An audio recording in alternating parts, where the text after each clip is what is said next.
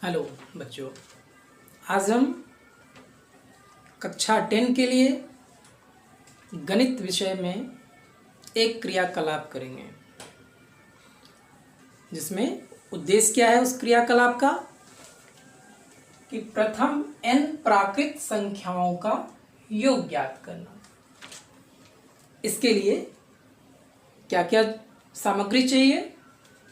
Cardboard चाहिए, रंगीन कागज या सफ़ेद कागज, कटर, रूलर और गोंद, ये ले लें और आप इस क्रियाकलाप को मेरे साथ करने के लिए तैयार हो जाएं। अब क्या करना है कि इस तरह से जो कार्डबोर्ड है उस कार्डबोर्ड पे एक पेपर, आयताकार पेपर इस पे चिपका दें और इस पे चिपकाने के बाद लंबाई 11 इकाई और चौड़ाई 10 इकाई, इस तरह से जैसे इसमें मैंने एक पहले से करके रखा है, लंबाई ये 10 इकाई और चौड़ाई 11 इकाई आप का आयत ले लें, जिसमें एक एक इकाई का आप वर्ग बनाएं। यानी अगर 11 इकाई है तो इस तरह से वो 11 वर्ग जो है इस तरह से देखें, जो मैं पहले भी यहाँ बना हुआ है ये वर्ग बना है, जो कि मैंने पहले से यहाँ पे एक चिपका के रखा है। इसके बाद ये जो वर्ग जब बन जाएंगे तो ये आयत है, तो इसका नाम यहाँ ABCD रख दें। अब क्या करना है कि लेफ्ट से टॉप यानी ऊपर से जो बाईं तरफ है पहला एक वर्ग को कलर करें, जो ये रंगा हुआ है, उसके नीचे 2 वर्ग को, फिर 3, फिर 4, इस तरह से बढ़ते जाए और सबसे नीचे जो जितने वर्ग हैं, यानी यहाँ पे 11 है तो 11 वर्ग बने हैं, इसमें 10 यानी 10 तक को आप कलर करें। आप देखेंगे कि ये एक सीढ़ीनुमा आकार का बन जाता है, यानी हाफ पार्ट, इधर आधा ये कलर हो गया, आधा उस साइड आप चाहें तो दूसरा कलर भी कर सकते हैं।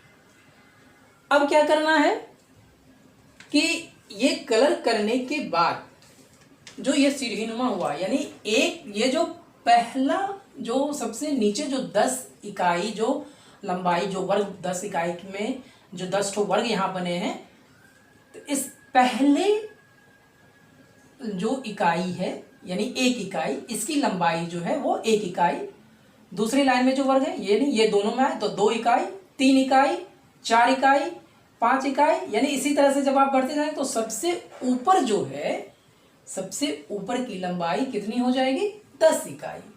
यानी इस तरह से 1 इकाई, 2 इकाई, 3 इकाई से 10 इकाई जो लंबाई है वो हो जाएगी।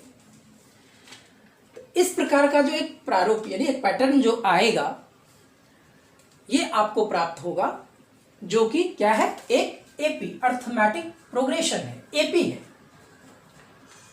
यानी इसमें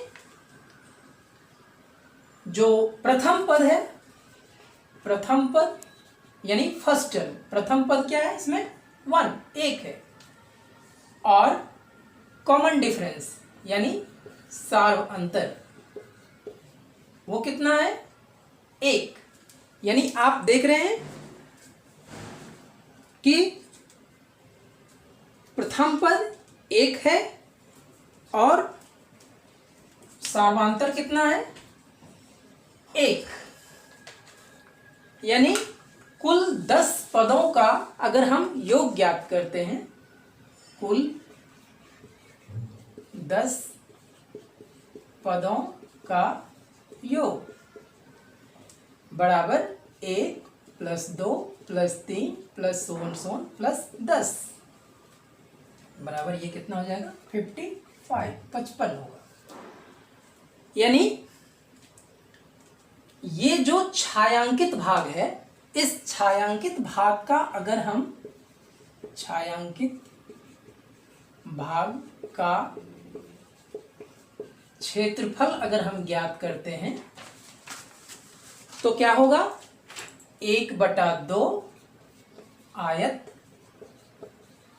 ABCD का क्षेत्रफल, ABCD का क्षेत्रफल।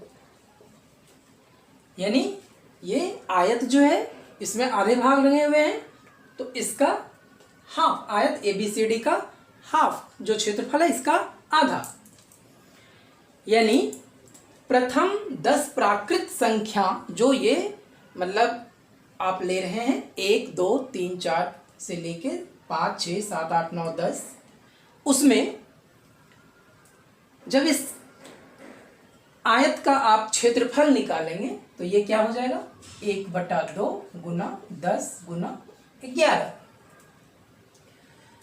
जो ये यही जो ऊपर जो समीकरण 1 है, समीकरण 1 इक्वेशन 1 जो 55 यहाँ पे जो अंकों का योग आया हुआ है, जो प्राप्त हुआ है, उससे ये प्रतीत हो रहा है हमारा कि एक मतलब जो 1/2 यानी आयत का जो क्षेत्रफल है वो जो 1/2 गुना 10 गुना 11 है जो आया हुआ है, तो प्रथम 10 आकृतियों का जो योग हो गया, प्रथम 10 आकृतियों का योग ये क्या हो गया, 1/2 गुना 10 गुना 11।